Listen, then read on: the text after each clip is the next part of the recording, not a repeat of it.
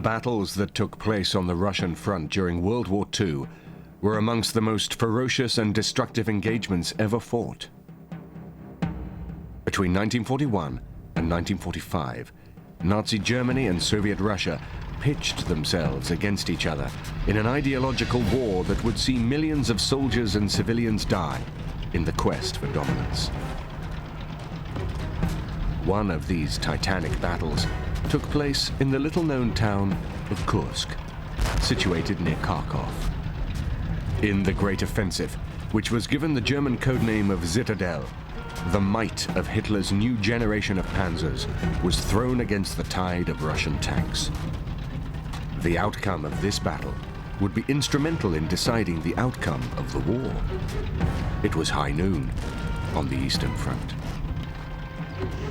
The whole Russian campaign can be seen with two highlights. First, Stalingrad. The German expansion, military expansion, ended in Stalingrad. We never could advance in any significant way after that. But the real crunch, of course, was Kursk. Even Hitler knew that, of course, because he was no fool, whatever else he was. And he himself hesitated long enough to start the Battle of Kursk, you see. But he obviously, you see, it is a risk, but what a price in front of us. Because in the salient of Kursk, 40% of the whole Russian field army was concentrated, plus a major part of the enormous tank force. Against that, Germany had to go to war and try to break through. And of course, they lost, as we all know, in the end, and that meant the war as such couldn't be won anymore. Hitler intended that Operation Citadel, the great attack on the Kursk Salient in 1943, would be the decisive blow. He'd argued in 1941 that the Red Army was destroyed, which it wasn't. He argued again in 1942 that the Red Army was destroyed, which it wasn't, by the way. Here in 1943, Hitler was determined to deliver the coup de grace. This is what it was to be, the largest armored operations in world history. A gigantic assembly of tanks and guns and aircraft, assault troops. And Hitler had placed enormous hopes upon it. It was, I think, meant to be a war-winning blow. It was meant to correct, if you like, the lingering impression of Stalingrad. It's to wipe that out. It was to afford the Germans something which was extremely important, which is to say it was intended to ensure that the German army retained the strategic initiative on the Eastern Front. This, under no circumstances, must pass to the Russians. From that point of view, then, Operation Citadel was of crucial importance. In the wake of the German disaster at Stalingrad in February 1943, the Red Army continued its lightning advance. Finally, the 1st SS Panzer Corps, who were part of Army Group South, managed to halt the Soviet thrust around Kharkov in March 1943.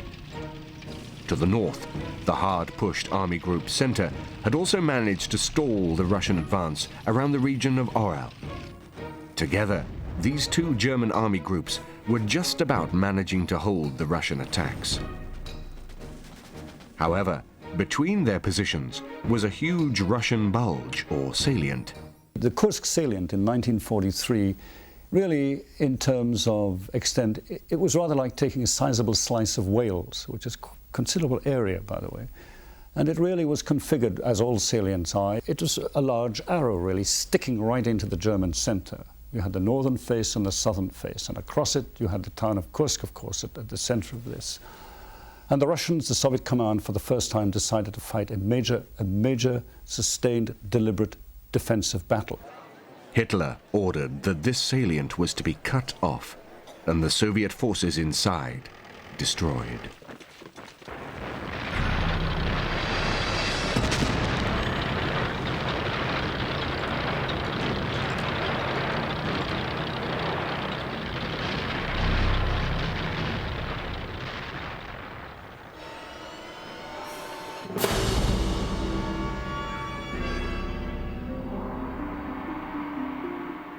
The plan itself was simple. It called for the inspirational handling of armored forces. The men of the German Tank Corps felt they were equal to the task. The 9th Army would attack from Orel in the north. The Fourth Panzer Army would attack from Belgorod in the south. These two great advances would meet in the middle and trap the Russians inside a huge pocket. They could then concentrate on the destruction of these trapped forces. The architect of this great scheme was Field Marshal von Manstein, who was an experienced veteran with a good understanding of armor in battle. Manstein was the best field marshal Germany ever had. And of course, as such, he commanded the Southern Front, Heeresgruppe Süd, in the Russian campaign. And he most definitely was the man to choose, because he was one man. With the right forces, he could attack and win a war. But he was dead against the postponement, which constantly took place. Manstein and his troops captured Charkov shortly before the Battle of Kursk, well, a few months before, and the Russians more or less were beaten on that occasion. And Manstein was all for it, to attack straight away the salient of Kursk and, if possible, capture it. He wanted more tanks, more guns, more everything. And of course, the Russians themselves built up their forces. They hadn't got to bring their guns right from Berlin or from West Germany. They had it all there, you see. It took them much quicker, and their build-up was much worse. The Russian forces facing the Citadel offensive were aware that their forces were vulnerable in this area. Both sides could see that this area could represent the decisive battle of the campaign so far. Germany was keen to regain the initiative in Russia after the Stalingrad debacle. The recent success at Kharkov had provided an important but small taste of what could be achieved. Nonetheless, Hitler did have misgivings about this offensive, and he even confessed to Guderian that the thought of it made his stomach turn over. To the troops, however, he stressed the importance of this forthcoming battle. He boasted that the coming victory at Kursk will be a beacon for the whole world. It was a measure of his anxiety that the out-of-favor General Heinz Guderian was recalled to oversee the preparation of the new armored forces for the battle.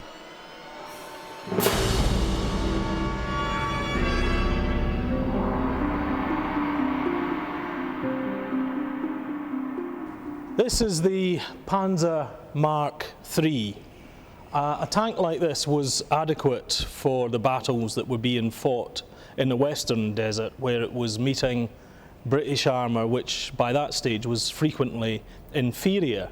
But in Russia, where the T-34 really was king, this machine was no longer up to the task of being a main battle tank. There'd been a number of innovations which had kept the Panzer III fighting right into 1943. Chief among them is the up-armouring. This is the Ausführung L, the L version, with the long-barreled 50mm gun here. And what this gun did was it gave it extra velocity and the kind of punch that was just about sufficient to deal with a T-34 at reasonably close range, provided you could attack it from the side or the rear. And what kept the Panzer III fighting was its superior training of the crews, and also the fact that these vehicles all had radios and were able to communicate with each other in a far better way than the T-34 initially could. When it first came onto the battlefield, the Russians were still using signal flags to communicate between the vehicles, so although it was a far better machine, these tanks could communicate with each other and outthink and outfight the T-34 in that respect. By the time of the Battle of Kursk, the Russian crews are much more experienced, and they're also getting over the disadvantages of not having radios. The tanks are beginning to increasingly be radio equipped, and really this machine is no longer considered a main battle tank. However, for the Germans, there was absolutely no alternative. These machines had to be pressed into service, and they paid the price at Kursk. A large number were destroyed, and that was despite all of the efforts they'd made to try and up-armour and upgrade the machine. This particular version, the Ausführung L, has had spaced armour added to the front of the vehicle, which was intended to dissipate the power of a shot striking the vehicle here and to protect the tank in that way. It was done in the factory, and it was really an attempt to try and prolong the fighting life of these tanks, but by 1943, at the Battle of Kursk, really they had come to the end of their useful life. For the coming offensive at Kursk, Hitler knew that he was approaching his last opportunity to win a decisive victory in the east.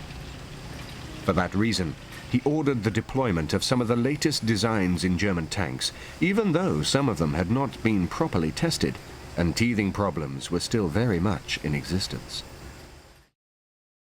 One vehicle with more than its fair share of teething problems was the new Panzer Mark V, better known as the Panther. In September 1941, the German Panzer forces met a large concentration of T-34s outside Minsk. And during the battle, the T-34 demonstrated its superiority to such an extent that the Germans decided they'd have to build their own copy of the T-34. For various reasons, both practical and for propaganda reasons, they couldn't copy a Russian design. And so they designed their own vehicle, which eventually became the Panther tank. It incorporated most of the ideas of the T-34, sloped armour, large road wheels, wide tracks, and it was equipped with a new 75mm gun, which was as powerful, if not more powerful, than the 88 carried by the Elephant and by the Tiger. So for the Battle of Kursk, Hitler decided that he would use his 3 new heavy tanks, his Tiger, his Panther, and the Elephant, to overcome the Russian defences. The similarity between the Panther and the T-34 is something that has been pointed to historically for years. It's different in a number of ways. Firstly, you would have to say that the standard of workmanship in the German factories far exceeded that in the Russian factories. So it's a much better engineered piece of machinery for a start. The quality is there, which you won't get in a Russian tank. But against quality is the time it takes to build it, so you probably get 2 T-34s or one of these. Its gun is better. The 75mm high-velocity gun, certainly compared with the 76 in the early T-34s, is a vastly better weapon. But then don't forget the T-34 up guns to 85mm in the later stages of the war and is back on a par again. If you look at the overall picture, and I think this is where the Russians got things right, the vast number of less suitable tanks usually has the edge over the really classy ones. And it would be true particularly of the Panther. The Panther enters production towards the end of the war, a time when German industry is under pressure but still trying to maintain its standards. It's very expensive in raw materials. It's a beautiful tank, there's nothing wrong with it, but it's putting so much pressure on the German manufacturing side that the quality begins to drop off. Although the origins of this tank went back to 1937, little had been done to further the design, as the Germans were confident that their existing tank fleet was more than capable of meeting the enemy on any battlefield. The resulting design produced a tank in the 45-ton class, which was still classed as a medium tank by the Germans. The Panther was manned by a crew of 5 men. The main gun fitted was the excellent 75mm L-70 cannon, backed up with 2 machine guns. The armor protection was very adequate, 120mm thick, and was of the sloped design like the T-34. This gave even better protection to the already thick armor. The speed achieved by this vehicle was 30 miles an hour. The tank was found to be underpowered and overweight, but nevertheless Hitler insisted that the pre-production prototypes be increased in number from 2 to 20, and then production was authorized. Unfortunately, because of the rush to produce the tanks and the problems with the tank were never corrected. The first model was rushed through production and sent into battle at Kursk. The result was a distressingly high rate of breakdowns. In time, as later models were modified, the tank became a very reliable and much feared weapon. There were about 200 new Panzers in this battle, all of them just coming off the production line with all their teething troubles. The crews not used to their tanks, and the result was catastrophic. Of the 200 on the first day who went into battle, I think 60 broke down on the way to the battle line, overheating mainly and flying on fire. And then the next lot, what was left of them, they went straight off after the attack started into a minefield which the Germans hadn't recognized and hence not cleared. So the whole tank force went in and the tanks blew up left, right and center again. And that was it. So a very, very poor debut for the Panzer. But it must be said, by the end of the war, it was just about the best medium tank the world had ever seen. The Panzer Mark VI, or Tiger I, also had its origins in the pre-war years. Hitler ordered the design of a heavy tank that would not only overcome the threat of the T-34, but capture the lead for the Germans in tank design. The design produced a 55-ton tank that was also manned by 5 crew members.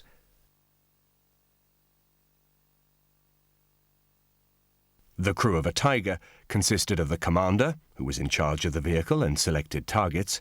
He also fired the turret machine gun. Next came the gunner, who sat next to the commander and targeted his enemies through his gun sights. In many respects, he was the most vital member of the crew. In battle, every shot had to count. The flight of a shell is affected by many factors, including wind direction, rain, snow, and other atmospheric conditions.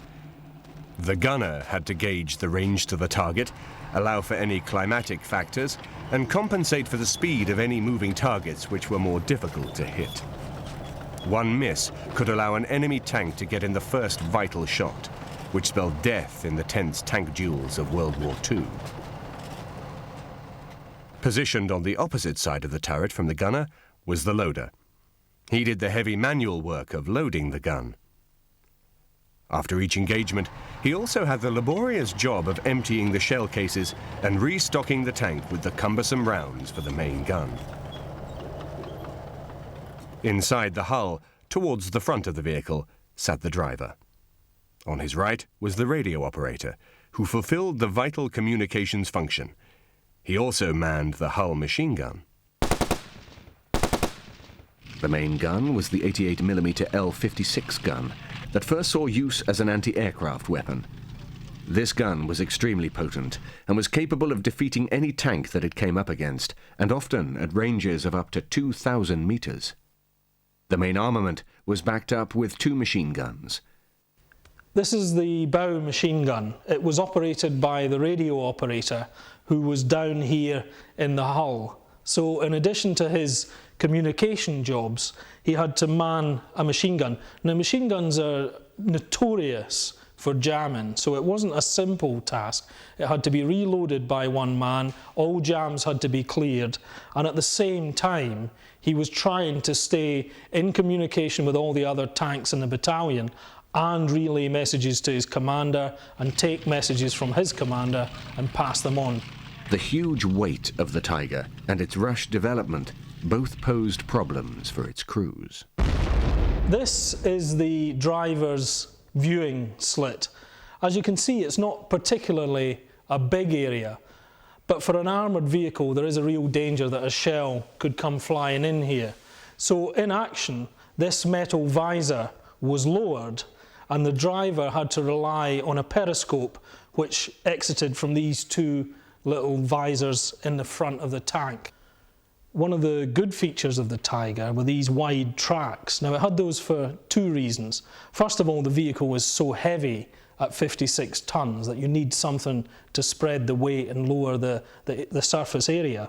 But in addition, in combat over mud and snow, the kind of conditions you would expect to find in Russia, these gave the tank much more mobility than any of the previous German models. As you can see, this is not something that's going to be easy to change. So if for any reason the tank loses a track, it was the devil's own job for the crew to be able to put the tracks back together again. And really, they more often than not had to rely on either other tanks to come along and help with that procedure, or hope that they could be dragged off the battlefield and repaired behind the lines. If they had to attempt to change them, they weigh a ton, they're difficult to change, and it was certainly a task that the crew wouldn't relish in any shape or form. The Tiger first saw action at Leningrad in 1942. The results were poor, due to inadequate infantry protection and poor deployment. The Russians were able to knock the tanks out by aiming at the tracks. The Germans quickly learned their lesson, and future use of the Tiger I was carefully managed. The first large employment of the tank was at Kursk, when approximately 100 were used. Almost half of these were issued to the elite formations of the Waffen-SS and the Grossdeutschland division. The Tiger I quickly earned a fearsome reputation against all of its foes. The tank only saw action for 2 years, but its reputation still stands today. The Tiger may have proved itself to be a good design, but the first tank destroyer, which was based on the Tiger, was a misguided failure. This heavy tank destroyer first saw life as designer Friedrich Porsche's version of the Tiger. Porsche was so confident that his design would be chosen that he proceeded with the manufacture of the vehicle despite the fact that a design by the rival Henschel company was also being considered. When Hitler chose Henschel's design in preference to Porsche's, 90 Porsche chassis had already been built, along with 50 turrets. Fortunately for Porsche, Hitler had also ordered the design of an assault gun that could mount the longer, high-velocity 88mm gun. The Tiger was found to be incapable of doing this, so the Porsche chassis was utilized as the basis of this new vehicle. The Elephant was born. Well, there was a force of 90 elephants involved in the Battle of Kursk, which was almost the whole elephants in existence. After all, they were only a construction by Professor Dr. Porsche, which in the end wasn't used. But since they were half finished, it was decided to put heavy anti-tank guns on top of them, close them in, so the protection for the crew, and send them as they were, hardly tried, old story, back into the Battle of Kursk. They were 72 tons in weight, and they had 2 Maybach engines. They had no means of defending themselves against infantry attacks.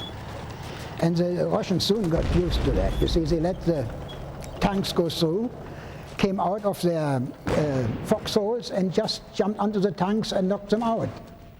In the first place, of course, the design was very weak in the running gear, and quite a few, just like with the Panther, quite a few broke down during the march itself because the running gear gave way.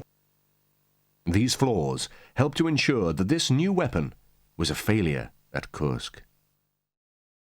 This is one of the successful attempts to deal with the T-34 menace. This is a Sturmgeschütz, which has had its main armament upgraded from a short 75mm gun to this long anti-tank weapon that we see here. Now, this was more than adequate to deal with the T-34 on fairly equal terms. And one of the chief advantages of the Sturmgeschütz is that by dispensing with the turret, they were much more easy to manufacture. You could make a lot more of these, probably 3 of these for every 2 tanks. And that was important because on the Russian front, quantity counted. There were something like 10,000 of these vehicles that were manufactured by the German forces in World War II. And it really did go a long way towards redressing the balance between the T-34 and the early German machines. There were a number of disadvantages, however, to employing a vehicle like this, particularly when it came to aiming the gun. There was very little play, and really you had to swing the whole vehicle to aim the main armament. But with the exception of the big battle at Kursk, really from 1942 onwards, the Germans are fighting a defensive war. And in that respect, these vehicles were excellent. They were fairly low, they could be easily camouflaged, and they packed a lot of punch with the 75mm gun, and you could get them onto the battlefield and make them available, and that's what Germany needed more than anything else.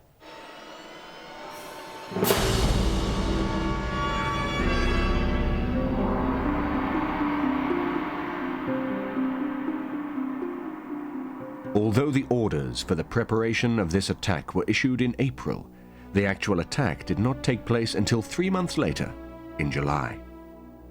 Delays had been ordered for a number of reasons. Hitler wanted no room for failure, so the plans were revised again and again to ensure no detail had been left out. In addition, the Führer had an almost childlike faith in the power of new weapons.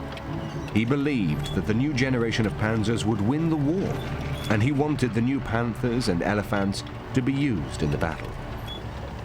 Despite the fact that the field trials of these new panzers were not complete, they were committed to the battle anyway. This decision would prove costly during the ensuing clashes. These delays caused further, unforeseen problems. The Russians had been made aware of the German plans through the help of the Lucy spy ring that had been passing decoded ultra messages from Bletchley Park in England. They could also observe the massive German preparations for the battle, and they began to make plans to meet the threat. It has always been said, and it is beyond doubt, even the Russians admit this today, that the Russians knew the day of the attack, they knew where the Germans were going to attack, and they knew in which strength they are going to attack. Although the greatest secrecy was exercised on the German side, the Russians were informed.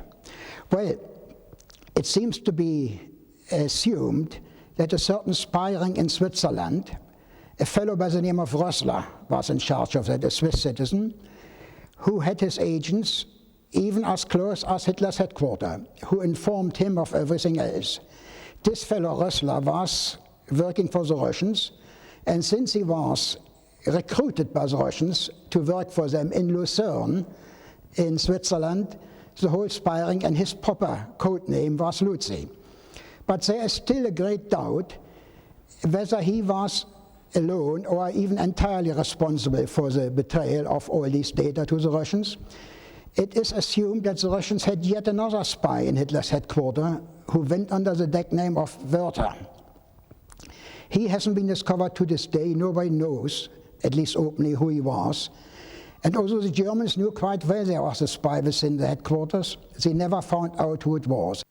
Initially, Stalin had ordered an offensive to be launched. His generals, however, had persuaded him to adopt a defensive stance instead. The idea was to draw the German forces into a well-prepared trap and destroy them. When they were on the point of destruction, a heavy armored counterattack would be launched to finish them off. The Russians knew that the Germans would be concentrating large amounts of armor in the area, so particular attention was paid to anti-tank defenses. Anti-tank guns and anti-tank mines were laid out in pre-prepared areas that would blunt the German armor trying to punch through. The Russian defenses overall consisted of extensive lines of trenches, minefields, and pre-prepared killing grounds. These were arranged one behind the other and presented a formidable obstacle. You've got on the central front, which was crucial, of course, something like 5,000 kilometers of trenches. 400,000 mines were laid. These were obviously designed to break up tank movements. The general Soviet system was this. They had really three lines of defenses. There was the first line, of course, which was really to break up the German attack. The second line, which hopefully would in fact enable them to bring their anti-tank defenses to bear. And the last line, of course, was really this was where the battle or the engagements would be conducted, and you would break up, defuse, and generally deflect the German attack as such. And this went all the way down from corps level, indeed from army down to corps, down to division, down to regiment, to battalion. Each had its own defensive sectors. For example, a corps defensive sector would run for about 20 kilometers. Behind this, deeply echeloned, were strong points, cross-connected, cross-communicated, with covering mines, obstacles, anti-tank guns, and of course the other most important element in the Russian defensive system was the artillery. So it really was a colossal undertaking. Over 20,000 artillery pieces were moved into this area by the Soviets, together with over 3,000 tanks, 2,000 planes, and over 1 million men. The Russians had General Vatutin's Voronezh front and General Rokossovsky's Central Front in the salient. In reserve would be General Konev's Steppe Front. The brilliant tactician Marshal Zhukov was in overall command. One mistake that the Russians made was in the assessment of where the main German attack would fall. They believed that it would come from the north, and they arranged their forces accordingly. This resulted in a very tough defensive wall that would meet Model's forces head-on. However, the Germans had assembled their main attacking forces in the south, as part of Hoth's Fourth Panzer Army. This would cause the Russians a few worrying moments in the days ahead.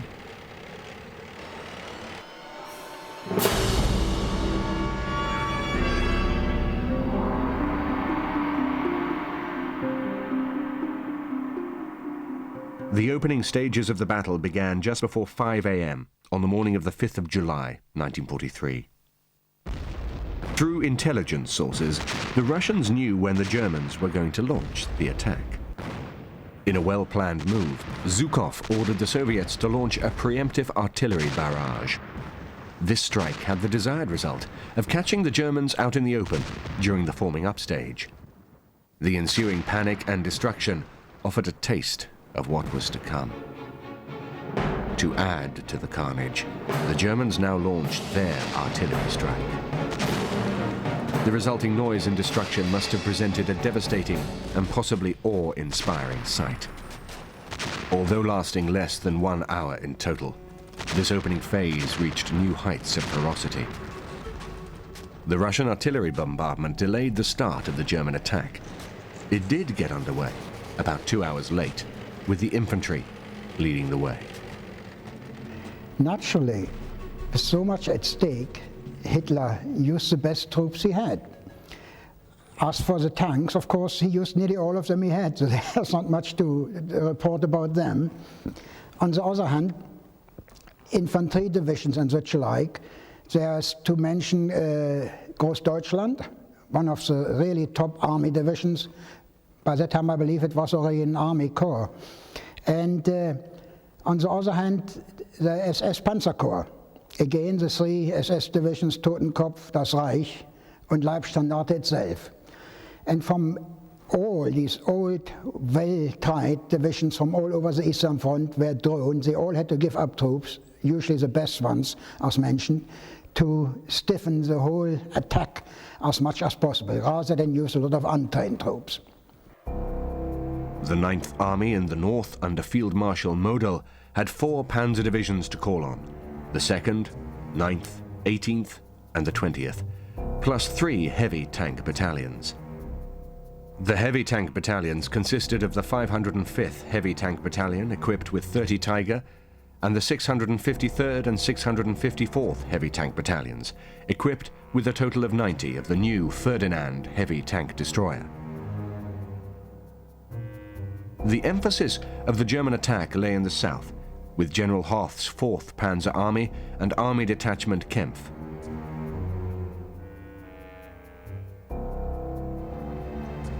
There were a total of 9 infantry divisions in this area, together with the Großdeutschland Panzer Grenadier Division and the SS Panzer Divisions Leibstandarte Adolf Hitler, Das Reich, and Totenkopf.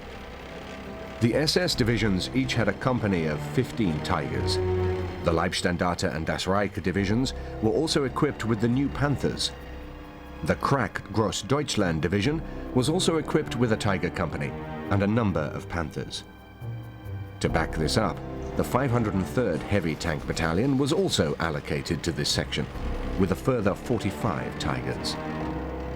This made for a very impressive lineup, and represented the best that Germany had to offer at the time, both in men and machines. One important area that the Germans lacked in was a suitable reserve force. The Russians had a very sizable reserve to call upon, but the Germans had been badly mauled by 2 years of fighting in Russia and had assembled everything they could spare for a last great throw of the dice. It was not just on the ground that new German weapons were being tested. Hans Ulrich Rudel, the famous Stuka pilot, was responsible for battle testing a new addition to the Stuka that would prove itself a menace for the Red Army tank men. A 37mm flak cannon was fitted to the underside of the plane. it was found that this weapon was very accurate and very effective at destroying enemy tanks. To make this new weapon work, however, the pilot had to go into a shallow dive and get within close range of his target, a task that presented its own dangers. The number of Russian tanks that fell to this new weapon grew steadily throughout the offensive. As the offensive began to gather momentum, the Ninth Army began their advance along the main Orel to Kursk railway line. They quickly ran into the first defensive line, and the number of casualties began to rise. Within the first 2 days, the Ninth Army's attack was halted near Olkhovatka. They had advanced only 12 miles from their start point, but the concentration of the Russian forces in this sector had proved fatal for Model's forces. The revitalized Russian Air Force also helped to defeat the advance. The Germans had established, once they made up their mind to attack, 16 airfields in the area of Kharkov, which is nearby there. And only on the day before did all the bombers to take part in the battle arrive on these airfields. Nobody knew beforehand what was planned or what was going on. So every of these 16 airfields was packed one day before with German fighter planes and of course the bombers. The next morning, on the morning of the attack, the Russians, about 2 in the morning, it gets about light by 2, 3 o'clock in the morning at the time of the year in Russia, the Russian Air Force approached en masse in hundreds and hundreds of planes, making straight for these German airfields. They were spotted in the last minute, and the report was sent back to these 16 airfields what was happening, imminent attack by Russian bombers. But the airfields themselves had discovered them with long-range radar, which the Russians obviously didn't know the Germans possessed there. So the Germans fighters took off straight away, and the bombers as well. And about 5 minutes flight time away from the airfields, the Russians were engaged. They had their own fighter screen, of course, their Yaks and Laks, and even a lot of American fighters, Air Cobras, supplied to them. And a tremendous battle developed, and on that one day the Russians alone lost about 430 aeroplanes there, and on the following day another 250. So honestly I don't know how much the Germans lost at the same time, but it was really a blow to them. On the other hand, the Russian Air Force wasn't as much needed as the German was, because the Russians themselves had massed behind their front enormous amounts of heavy and long-range artillery, which done the same job with less trouble. The Germans themselves, of course, started their tank-busting business there with Stuka dive bombers, which had 37mm guns mounted under them, which attacked the T-34s at the back, and I think one man alone, Colonel Rode, knocked out 36 alone during the years of the campaign. But the Russian Air Force was involved as well, but not from a great point as it might have been. To compound the problems, the new German tanks that had expected to yield excellent results had performed miserably in battle. The Elephants did start well and had advanced a few miles into enemy territory. Initially, the thick frontal armor proved a good defense against enemy attempts to disable them. They could completely neutralize the enemy infantry positions. Accurate, sustained fire from the Soviet position prevented the German infantry from following behind them. The Ferdinands ran into difficulties when they became separated from their infantry support. The failure to fit an onboard machine gun prevented them from defending themselves against the enemy infantry. The same problems encountered by the Elephant were also seen in the Panther. Many of these tanks broke down on their way to the start point. Another worrying problem for the Panther crews was the fact that many of them caught fire. This was due to a badly designed exhaust system that accumulated unburned fuel that then caught fire.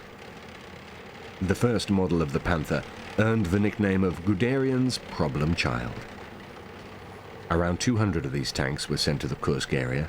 Most broke down. The Tigers, too, experienced problems, especially with the retrieval of vehicles which were damaged by the extensive Russian minefields, which had been insufficiently cleared. A basic oversight which sent Guderian apoplectic with rage.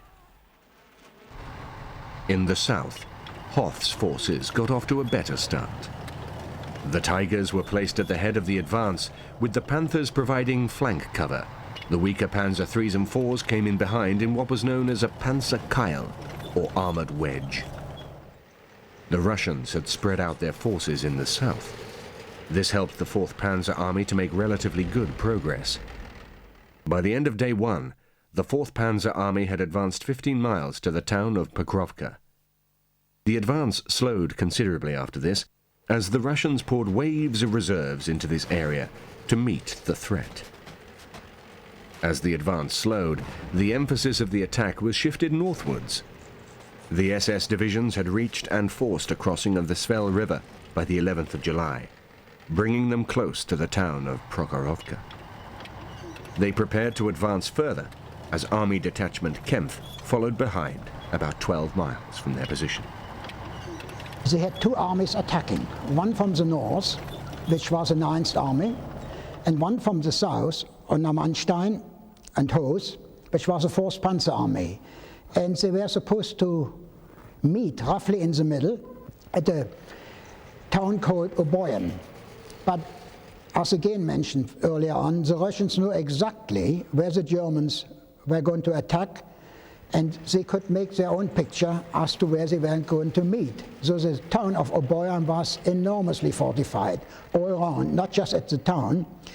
The Russian defenses themselves were not just a few hundred yards apart from the Germans. The whole defense line stretched from at least 8 up to 12 miles, one defense line after another, fields of it. And the Germans never really managed to have an impression under the town of Oboyan. They did not meet, especially since the northern attack formation didn't get anywhere near it at that time. The southern group hence had to turn away and turn towards the town Prokhorovka. However, as they made their march toward that, they were informed that a big Russian reinforcement was coming in the same direction from the eastern side of Russia, which was called the Voronezh Front. And they were approaching roughly in the same direction as the Germans and were bound to meet. The Germans tried their best to avoid this by having another army group, it was called Army Group Camp, which were supposed to protect their open flank as they marched north. However, this army group was bogged down and could not reach the place in time, so the Germans marched towards Prokhorovka, and so did the Russians. By the 11th of July, Hoth's forces were only 12 miles from the town of Oboyan.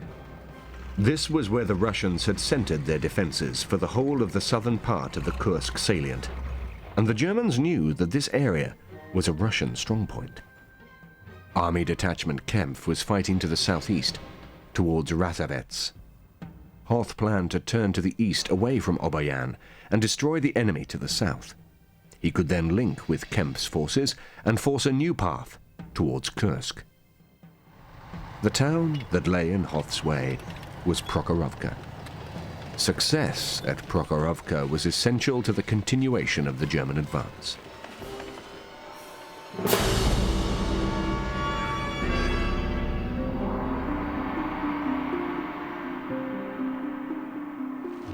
Up to the 12th of July 1943, Prokhorovka was an unknown village. By the end of that day, it would earn its place in the history of the Second World War. The Russians, who could see the threat posed by the SS-led armored advance, poured strong armored reserves into this area. Among these reserves was the 5th Guards Tank Army, who were placed northeast of Prokhorovka alongside the 5th Guards Army. The 5th Guards Tank Army could boast a strength of 850 various tanks, including T-34s and KV-1s. At this stage, the Russians estimated that the German armored advance consisted of 700 vehicles. The truth, however, was very different.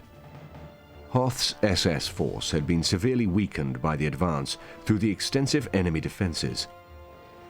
By the 11th of July, the 2nd SS Panzer Corps could only muster 300 battle-ready machines.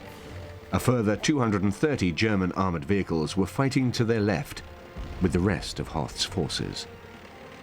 One major failure on the part of the Germans was the fact that they failed to detect the formidable enemy force that lay in wait for them. Hoth felt confident that the enemy had been severely weakened and that the German attack would open up the east flank and push the enemy back towards Oberjan. All of this assembled armor was situated in an area of less than 3 square miles. The start of the great armored clash was preceded by air attacks launched by both sides. The Russians also delivered an artillery attack towards the German lines. This was quickly followed by the start of the Russian tank advance. Almost at the same time, the Germans moved from their start points towards the Russian lines. The two sides met head-on, and a state of extreme confusion soon developed. Any hope of control over these formations was lost, as both sides locked horns in a close-range struggle for survival. At such short range, the German Tigers and Panthers could not rely upon their far superior long-range guns. At this range, the T-34s and other Russian machines found that they could destroy the German monsters as easily as they could be destroyed themselves. Also, in acts of suicide, Russian tanks were seen driving straight into the Tigers and ramming them. The resultant explosion assured the complete destruction of both machines. Due to the close-range fighting, the planes and artillery from both sides could not play any part in deciding the outcome. The danger of destroying friendly forces was too great. The entire battle had lasted for 12 hours. In this short space of time, the finest divisions in Hitler's army had been fought to a standstill. They had suffered heavy infantry casualties and could not break through the Russian lines. At the end of this time, both sides settled back and assumed defensive positions. They both counted their losses and decided what to do next.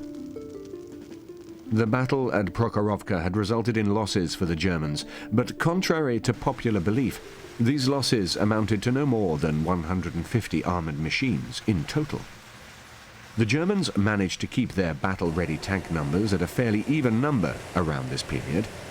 The majority of their losses had taken place in the first few days of the Kursk offensive. After Prokhorovka, the Germans simply lacked the strength and forces necessary to continue the advance. By this stage, they were completely exhausted. The Russian tank losses during Prokhorovka stood at around 400 tanks, and this spelt a temporary setback in this area for them. In the overall plan, they knew that they had yet to deliver the main attack elsewhere. Throughout the night of July the 12th, the Russians and Germans recovered what vehicles they could from Prokhorovka and returned them to the repair shops in an attempt to make their losses good. The engineers destroyed whatever could not be recovered. Smaller-scale fighting did continue in this area for the next few days, but the fact was that both the Russians and Germans were exhausted. Hitler called off the Citadel offensive on the 13th of July. As the clash of tanks was taking place at Prokhorovka, the Russians were preparing for the counterattack in other areas. They had amassed a formidable attacking force in the north of the salient. Even as the German offensive continued, they began their probing attacks on the 12th of July near Orel. The Germans began to fall back under the weight of this attack. They were weakened beyond repair, and on top of this, Hitler withdrew the elite 1st SS Panzer Division and sent them south towards the new threat in Italy. At the start of August, the Russian offensive began in full. It quickly gained ground, and less than a week after the start of the attack, the Russians had retaken most of the lost areas. By the end of August, they even managed Kharkov. This was the fourth and last time this Russian city would change hands. In some areas, the going was tough for the Russians. The Germans had dug in well and got the chance to exact a measure of revenge for the losses they had endured. Von Manstein himself directed these defensive battles, but the end was now in sight. Germany had thrown the elite of its armored forces into this battle in an attempt to win the decisive victory it needed. Hitler had placed all of his hopes in the Waffen-SS formations that had won him victory at Kharkov in March. He ensured that they were given preference in receiving the new Panthers and Tigers. But not even these new heavy tanks could win the day. At the end of this struggle, these units, together with the rest of the forces involved, had suffered heavy losses in men and machines. This was to be the last offensive operation mounted by the Germans in the east. What it spelled for the Germans was the start of the end of the Russian campaign. The armies of Adolf Hitler faced a one-way move back towards their homeland. Not even the elite SS formations could give Hitler the victory he needed. Local successes did take place, but they were not enough to alter the final outcome. For the Russians, it allowed them to seize the decisive advantage over the Germans. The carefully planned counterattack tore large gaps in the German front line. They had at last proved that the mighty German army was beatable.